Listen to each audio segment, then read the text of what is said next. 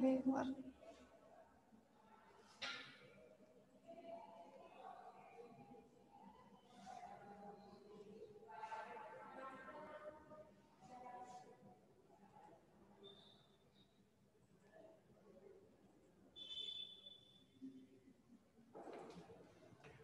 Lambda maximum देखना है आपको।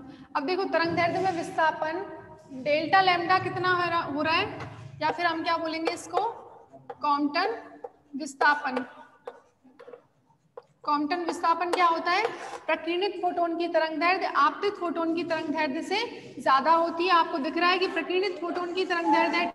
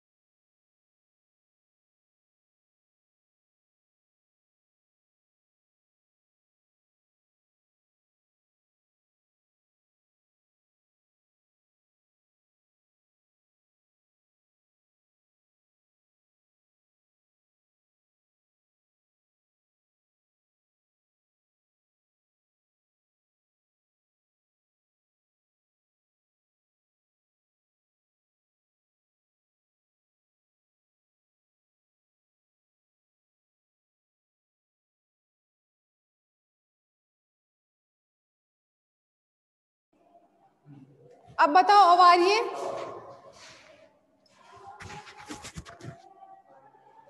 आ रही है क्या वॉइस? अनम्यूट नहीं किया उसने।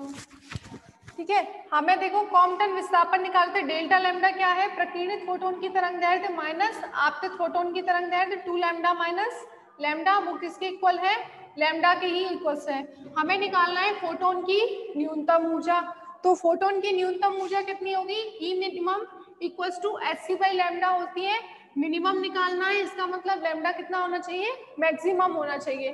तो लैम्डा मैक्सिमम होना चाहिए, इसका मतलब डेल्टा लैम्डा मैक्सिमम होना चाहिए। और डेल्टा लैम्डा कितना होता है, एच अपॉन एम जीरो सी 1 माइनस कॉस फाइव।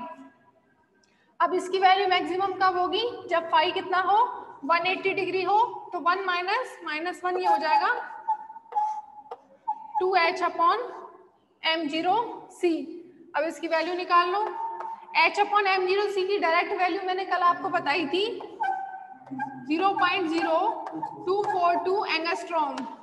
ठीक है, इसका जस्ट 2 टाइम्स है।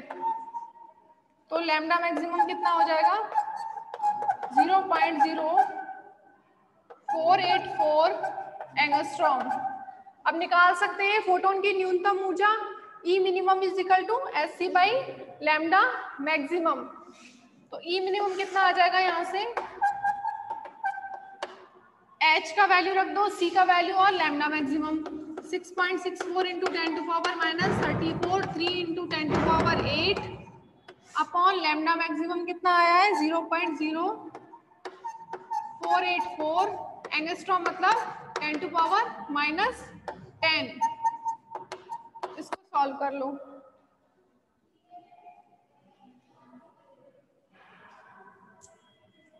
इसको सॉल्व करेंगे तो जूल में आंसर आएगा, ऊर्जा निकाल रहे हैं ना, तो जूल में आंसर आएगा। इलेक्ट्रॉन वोल्ट में यदि पूछा है तो डिवाइड किसका करेंगे, 1.6 इंटू 10 टू पावर माइनस 19 का, तो वो इलेक्ट्रॉन वोल्ट में आ जाएगा।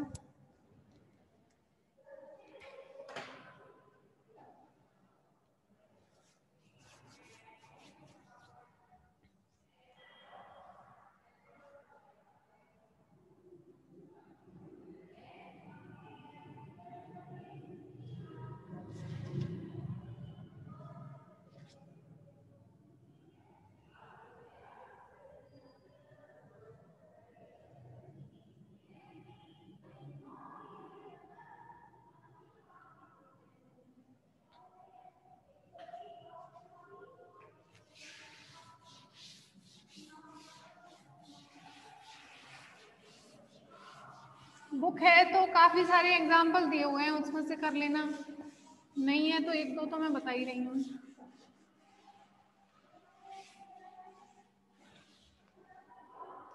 कॉम्पटन प्रकीर्णन में प्रतिक्षिप्त इलेक्ट्रॉन की गतिज ऊर्जा की गणना कीजिए यदि फोटोन की तरंगदैर्ध्य और प्रकीर्णन कोण दिया हुआ है।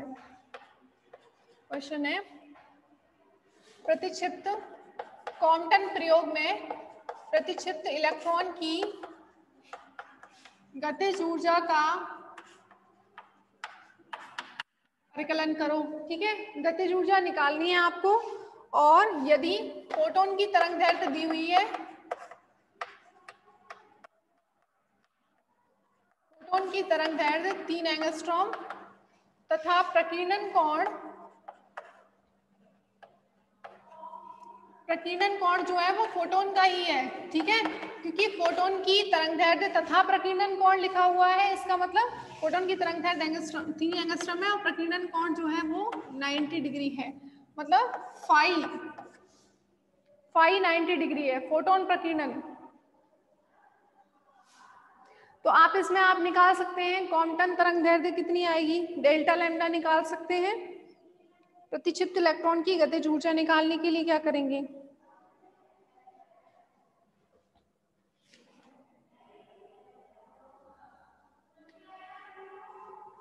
HC by delta lambda by, इसको ऐसे लिख सकते हैं जैसे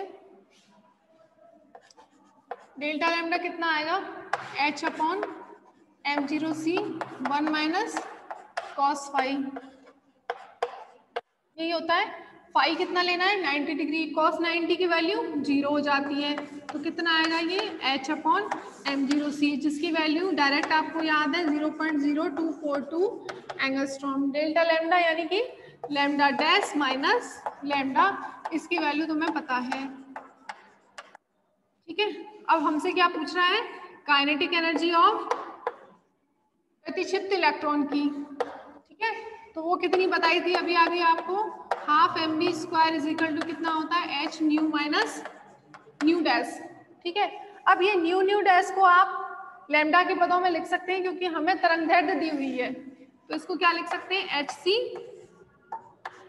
c by lambda minus c by lambda dash, क्योंकि न्यू इक्वल्स टू क्या होता है c by lambda, nu dash equals to c by lambda dash. तो और इसको क्या लिख सकते हैं आप, hc लैम्डा डैश लैम्डा, इसको क्या लिखेंगे lambda minus lambda dash, sorry lambda dash minus lambda. Lambda dash minus lambda की वैल्यू आपको पता है, और जो आपाती फोटोन की तरंगदैर्ध्य उसको किससे रिप्रेजेंट करते हैं, लैम्डा पता है। पता नहीं है तो क्या है, लैम्डा डैश आपको नहीं पता इसमें बस। ठीक है, तो लैम्डा डैश की वैल्यू कैसे निकालेंगे,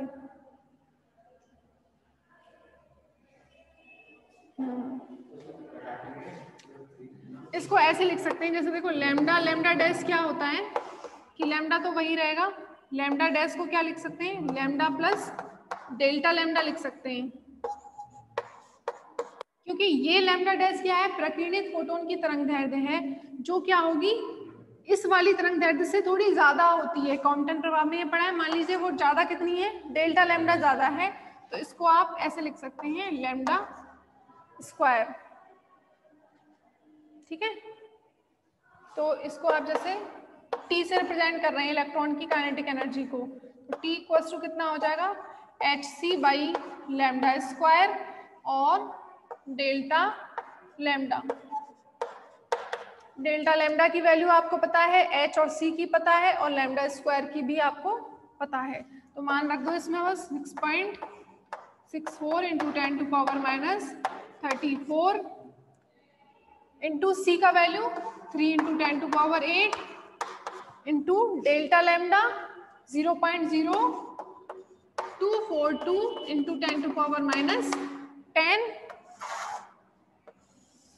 डिवाइड बाई लैम्डा स्क्वायर मतलब आपाती फोटोन की, तो 9 एंगस्ट्रॉम का स्क्वायर, तो 9 इंटू 10 टू पावर माइनस 20 आएगा।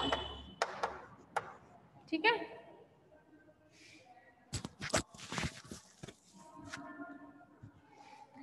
इसको सॉल्व करेंगे।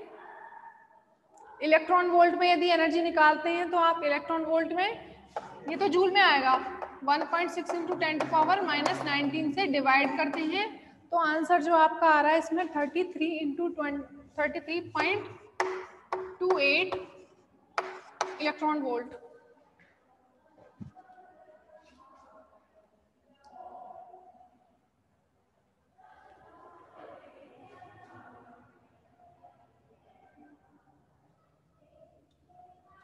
स्क्रीनशॉट ले लो इसका।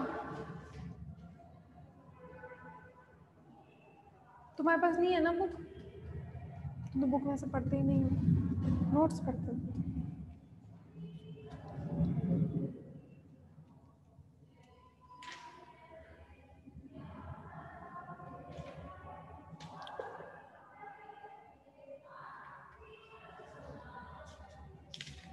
नेक्स्ट टॉपिक पढ़ा दूं? अब है नेक्स्ट टॉपिक प्रकाश विद्युत प्रभाव। ठीक है, प्रकाश विद्युत प्रभाव।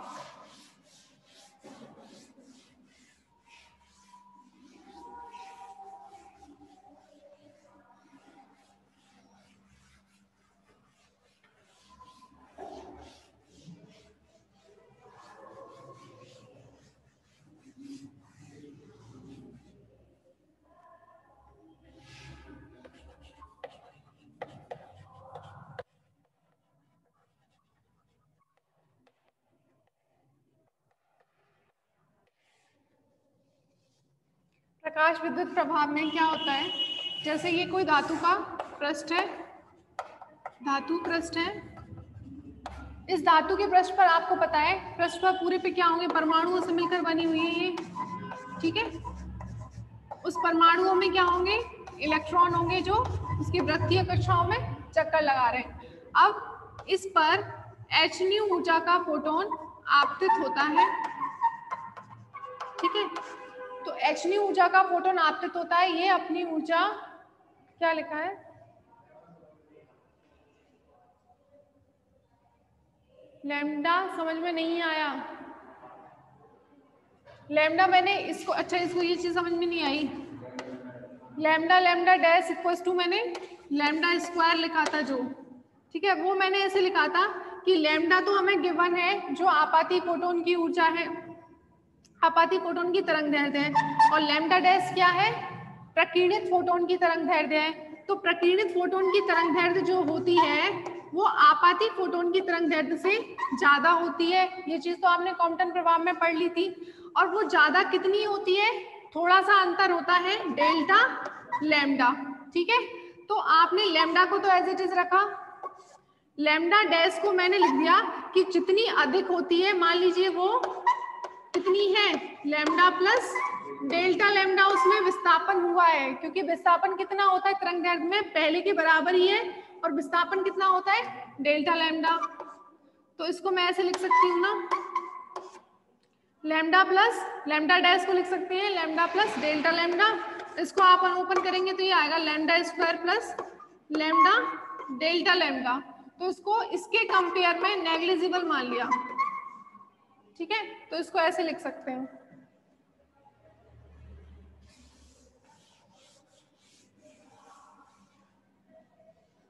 और वैसे भी आप जैसे लिखते हैं ना उसको, जैसे ये हो गया आपका लैम्डा, क्या था, lambda lambda plus delta lambda. ठीक है, तो जैसे लैम्डा स्क्वायर में कितना आता, प्लस लैम्डा डेल्टा लैम्डा आता, ये चीज आपको समझ में आ गई। अब लैम्डा कितना गिवन था, 3 एंगस्ट्रॉम, तो इसका स्क्वायर करेंगे तो कितना आएगा, 9 इंटू 10⁻⁻20 आएगा। ठीक है, और डेल्टा लैम्डा कितना निकल के आया था, 0.0242। ठीक है, तो आप जब उसको 3 एंगस्ट्रॉम से मल्टीप्लाई करेंगे तो इसके कंपेयर में ये वैल्यू क्या होगी, कम ही होगी ना।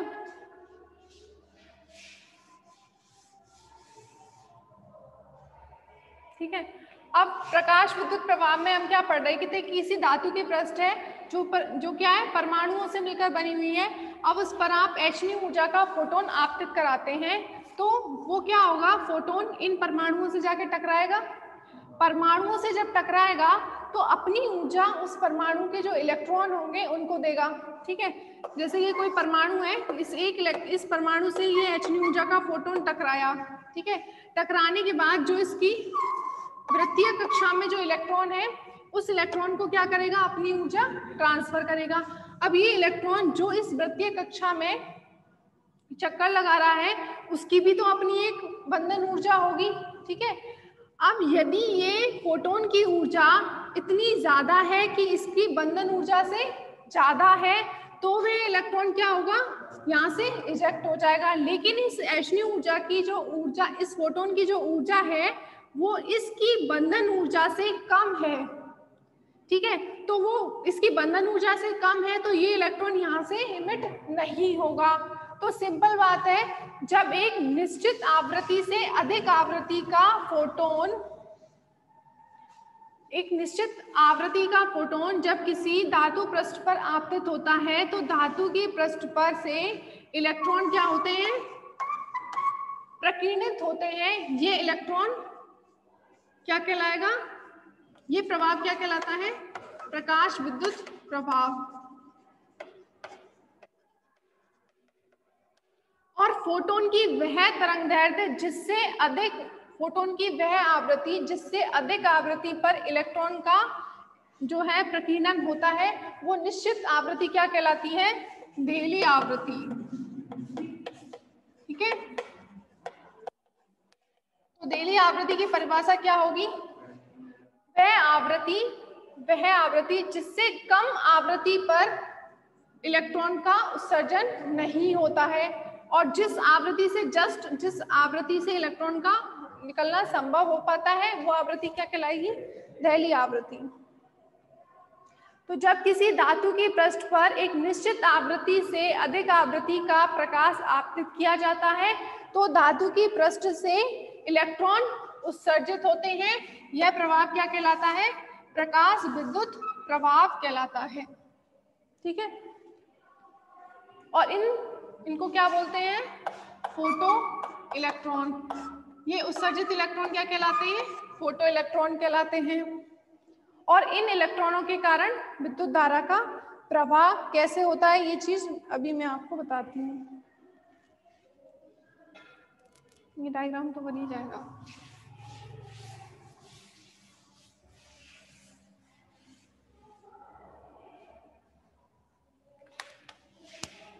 वैज्ञानिक हर्ट्ज ने ये प्रयोग किया था पहले, हर्ट्ज।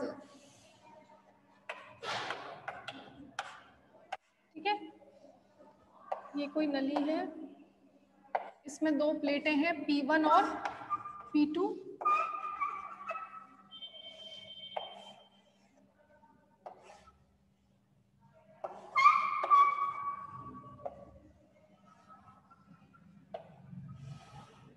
ये है माइक्रोमीटर और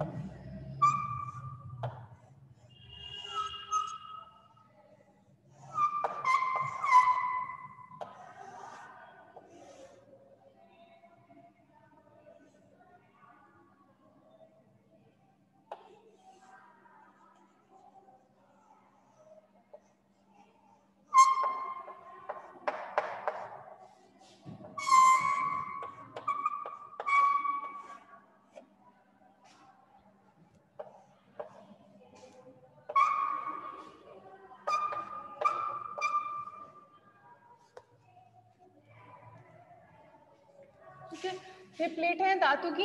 ये है निर्वातित बॉक्स, निर्वातित ट्यूब भी बोलते हैं इसको, निर्वातित क्वार्ट्ज ट्यूब, निर्वातित क्वार्ट्ज ट्यूब। इस ट्यूब में दो प्लेटें हैं P1 एंड P2। ठीक है, तो P1 और P2 जो प्लेटें हैं, इस P1 प्लेट को बोलते हैं फोटो इलेक्ट्रॉन उत्सर्जक प्लेट, फोटो इलेक्ट्रॉन उत्सर्जक प्लेट। और प्लेट P2 को बोलते हैं संग्राहक प्लेट।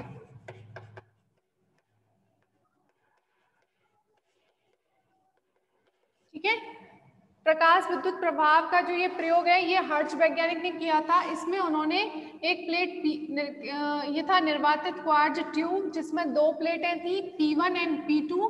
P1 प्लेट को बोला था फोटो इलेक्ट्रॉन उत्सर्जक प्लेट और P2 जो है वो थी संग्राहक प्लेट। ठीक है, अब यहाँ पर इस प्लेट, क्योंकि इस प्लेट को बोला गया था फोटो इलेक्ट्रॉन उत्सर्जक प्लेट, इस प्लेट पर आपतित होते हैं फोटोन। ठीक है, इस प्लेट पर जब फोटोन को इंसिडेंट कराएंगे तो इस प्लेट से क्या होगा, इलेक्ट्रॉन इजेक्ट होंगे, इलेक्ट्रॉनों का इमिशन होगा। अब वो इलेक्ट्रॉनों का उत्सर्जन होकर अब इस प्लेट को, इस दोनों प्लेटों के बीच में ये लगाया गया है विभवांतर। ठीक है, विभवांतर लगाया गया है, इसको बोलते हैं दिक् परिवर्तक। ये 2 वायर हैं। दिक् परिवर्तक का मतलब है कि इससे, इसकी सहायता से इन दोनों प्लेटों पर जो विभव है, जैसे मान लीजिए इस पर विभव है, पॉजिटिव विभव पर है और प्लेट P1 जो है वो ऋणात्मक विभव पर है इस टाइम पे, तो इसकी सहायता से इसका विभव परिवर्तन किया जा सकता है कि इस प्लेट को आप नेगेटिव पर ले लें और इसको पॉजिटिव पर ले लें, तो ये वो दिक् परिवर्तक है। ठीक है, ये वोल्टेज है और ये कुंजी है और ये बैटरी है। ठीक है,